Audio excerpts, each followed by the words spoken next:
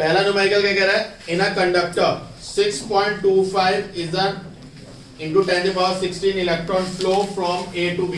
मतलब एक कंडक्टर है ऐसा, इधर देखो सारे बच्चे, इधर देखो, ये A है ये B है, यहां से इलेक्ट्रॉन यहां पे फ्लो कर रहे हैं, और कितने इलेक्ट्रॉन फ्लो कर रहे हैं, 6.25 इंटू 10 की पावर 16 इतने इलेक्ट्रॉन फ्लो कर गए। टाइम कितना दे रखा है, 2 सेकेंड। तो कितना करंट बना, तो I का फॉर्मूला क्या होता है, 2/T। सबसे पहले तो ये समझो, करंट का फॉर्मूला क्या होता है, rate flow of charge. The rate का मतलब क्या होता है, पर यूनिट टाइम। तो I का I equals to Q/T। Q हम कैसे मेजर करते हैं, नंबर ऑफ भाई N into E। N into E क्यों, क्योंकि जो चार्ज मूव करा होगा वो इलेक्ट्रॉन की फॉर्म में मूव करा होगा।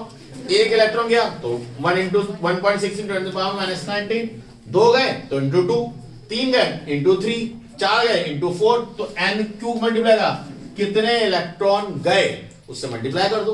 तो कितने इलेक्ट्रॉन गए, 6.25 इंटू 10 to the power 16। कोई doubt, E electron 1.6 into 10 to the power -19 coulomb. कोई डाउट, देख लो भाई।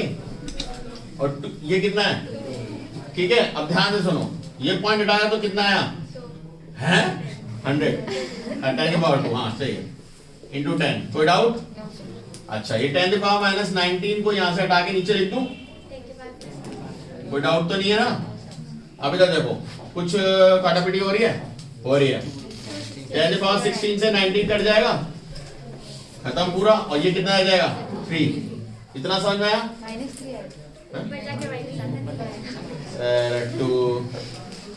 क्या बचा, 625 into 16 upon 100 into 2 into 10 into 10 की ये 3 ही खोल दो ऐसे ही, ठीक है। अब देखो 25 दो, 25 4 जा 4 1 जा 4 4 जा, और कुछ काटे हैं, और 2 2 जा 4, ठीक है भाई।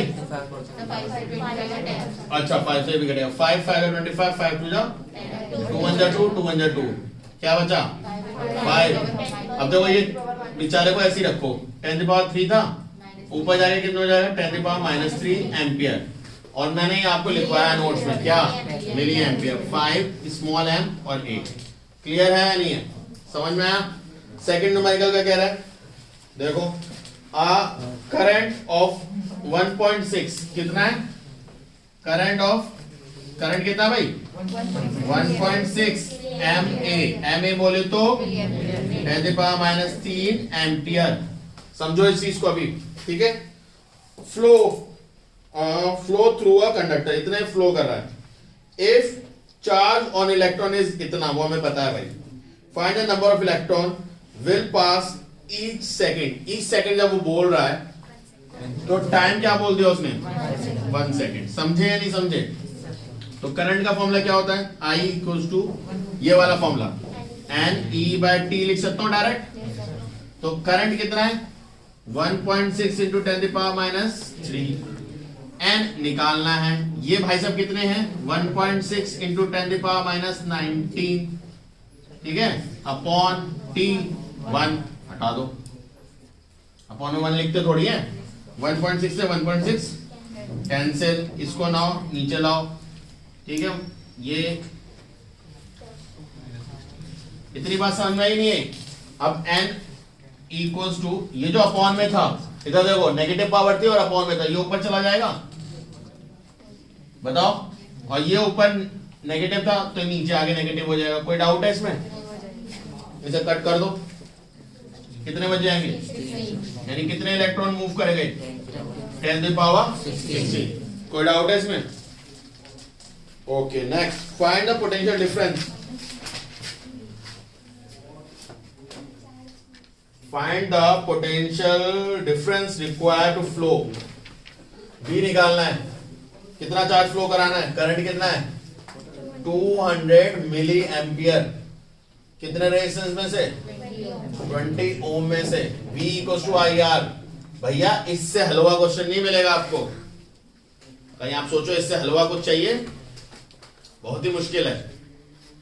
V I कितना, 200, बस मिली का ध्यान रखना, मिली मतलब वो नहीं जो मूवी आई थी मिली, ये वाली 10⁻³ 20 अपॉन में 3 आएगा वो कहां चला जाएगा नीचे, यानी 1000 है वो।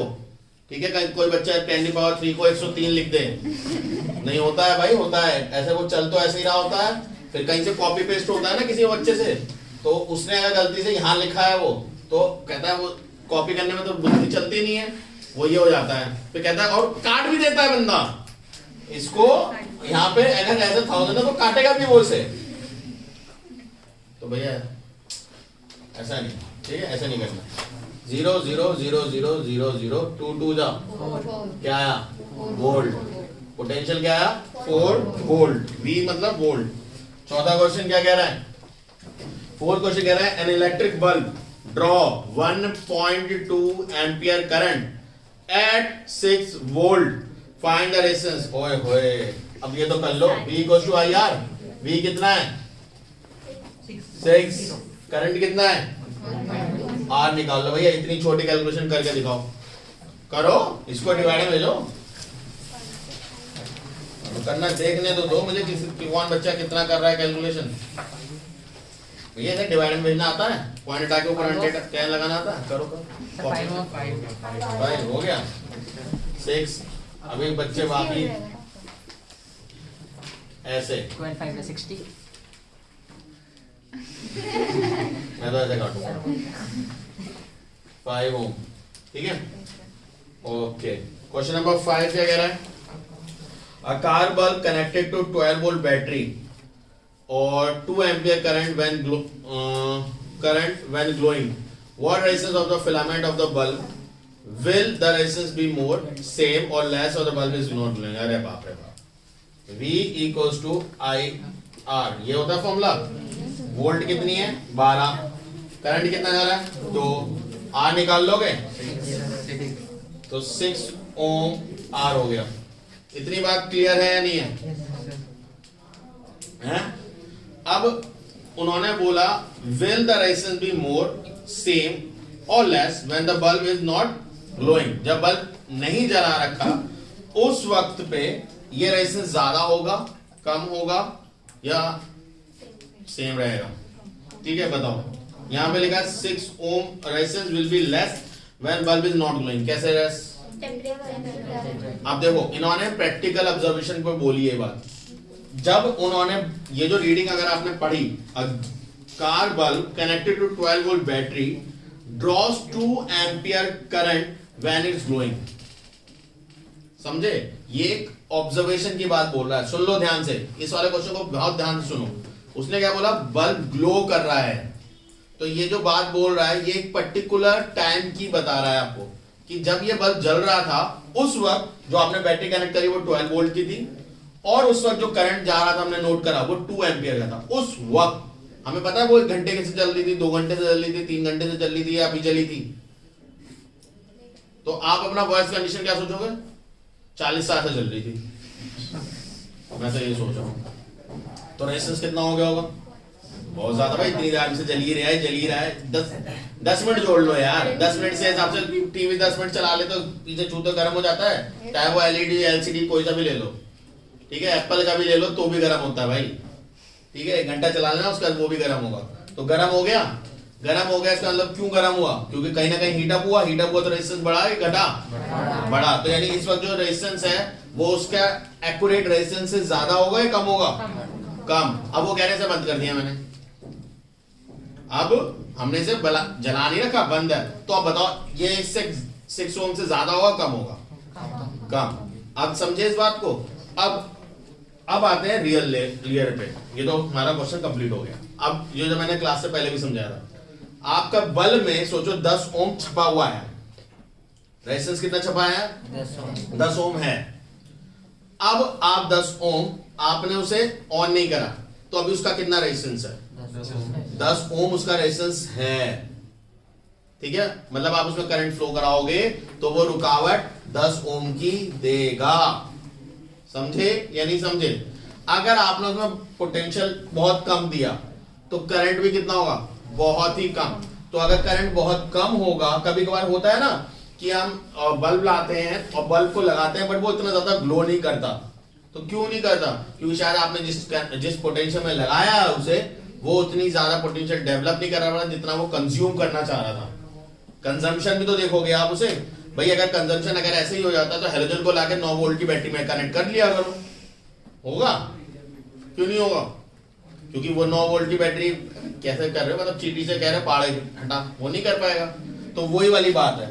तो अगर उसमें 10 ओम है और आपने बहुत कम पोटेंशियल दिया है तो अभी भी उसका रेजिस्टेंस नहीं बढ़ेगा, 10 ओम ही रहेगा। घट जाएगा रेजिस्टेंस, घटेगा भी नहीं, 10 ओम ही रहेगा।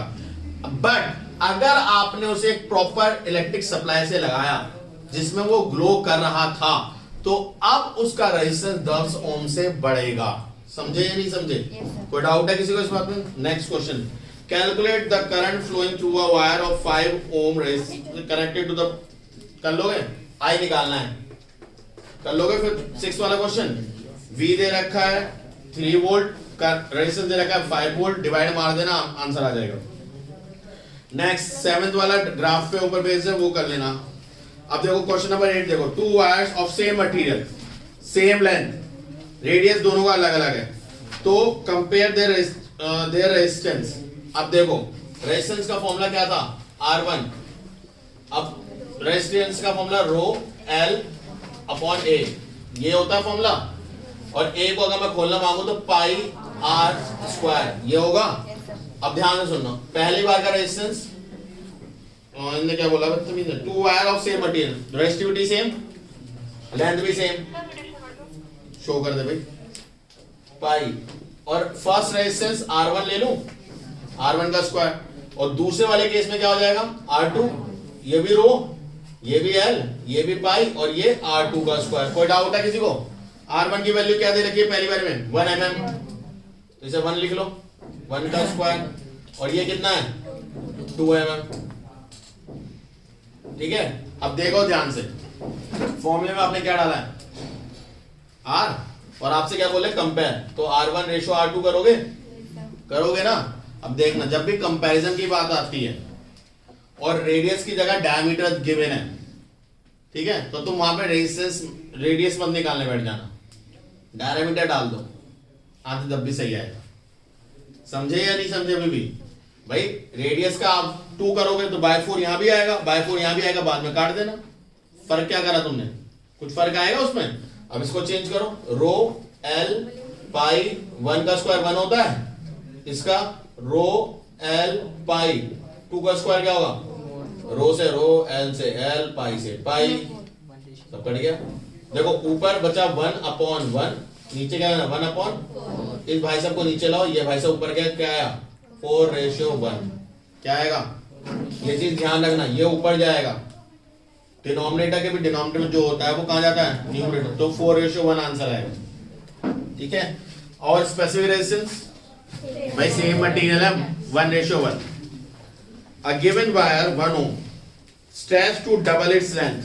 ध्यान से सुनो, ये वाला मैंने डायरेक्ट करेंगे हम, क्योंकि मैंने आपको डायरेक्ट सिखाया है। अगर गिवन वायर है जिसका रेजिस्टेंस कितना है? 1 ohm, stretch to double its length. तो अब ध्यान से सुनो, अगर आपको याद हो मैंने आपको बताया था वॉल्यूम क्या होता है? Area into length. इसको उल्टा लिख सकता हूं, area into length equal to volume. Length को वहां भेज दो तो area equal to volume upon length. Area inversely proportional to length हो जाता है, नहीं हो जाता है? बताओ, ये हम लोगों ने करा था, हो जाता है। मतलब अगर आप लेंथ खींचते हो किसी भी मटेरियल की तो वॉल्यूम क्या हो जाएगी? पतली। रबर बैंड के साथ हरकत करके देखी होगी, करिए नहीं करिए भाई? रबर बैंड को अगर आप खींचते हो तो पतली हो जाती है, ये तो सबने देखा होगा। तो अब मुझे बताओ, अभी उन्होंने क्या बोला? जल्दी बताओ, इन्होंने क्या बोला? खींच के क्या करा है? लेंथ को डबल कर दिया है। लेंथ क्या कर दी? डबल। तो एरिया भी क्या होगा? आधा। लेंथ ऐसे ही नहीं बढ़ेगी, लेंथ तो बढ़ेगी, बट वो एरिया के साथ क्या कर देगी? कि उसको आधा कर देगी। समझ में आई बात? यानी जब लेंथ दुगनी हुई तो एरिया क्या हो गया? हाफ। अच्छा, लेंथ बढ़ने पे रेजिस्टेंस बढ़ता था, लेंथ बढ़ने पे रेजिस्टेंस बढ़ता था, गुड। लेंथ क्या हुई है? डबल। रेजिस्टेंस भी क्या होगा? डबल, लेंथ के बेसिस पे भी। इतना समझ में आया? तो अभी रेजिस्टेंस कितना दे रखा है? 1। तो लेंथ बढ़ाई तो रेजिस्टेंस भी क्या हुआ?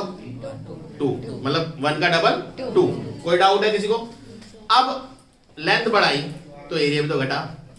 हमने एरिया के बेसिस पे क्या पढ़ा था कि एरिया घटेगा तो रेजिस्टेंस बढ़ेगा, जितना एरिया घटेगा उतना। अभी रेजिस्टेंस कितना, कहां तक हमारी स्टोरी कहां तक पहुंची थी? 2 हो गया था रेजिस्टेंस, और एरिया क्या हो गया? आधा। तो रेजिस्टेंस क्या होगा? डबल होगा, नहीं होगा? तो 2 का डबल क्या होता है?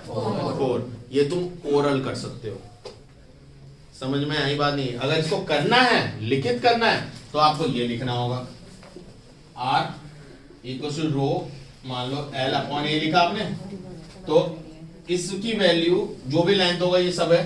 आप याद रखो कि नई जो लेंथ है वो पुरानी वाली लेंथ की डबल है, और जो नया एरिया है ये पहले वाले एरिया का हाफ है। तो अगर इस वैल्यूज को आप डाल देते हो, R1 क्या है? रो L अपॉन A ये है, तो रो 2L अपॉन A बाय 2, तो ये 2 भी कहां जाएगा? ऊपर। तो 2 इस 2 से मल्टीप्लाई होकर क्या हो जाता है? 4 रो L अपॉन A, और इसकी वैल्यू क्या दे रखी है आपको? 1। 1 इंटू 4 क्या हो जाएगा? 4। ये मैंने आपको पहले ही बता रखा है, अगर आपको याद हो प्रीवियस क्लासेस में हमने डिस्कस करा था। अगर ये 1 है, अगर आप n टाइम्स लेंथ को करते हो, लेंथ को क्या करते हो?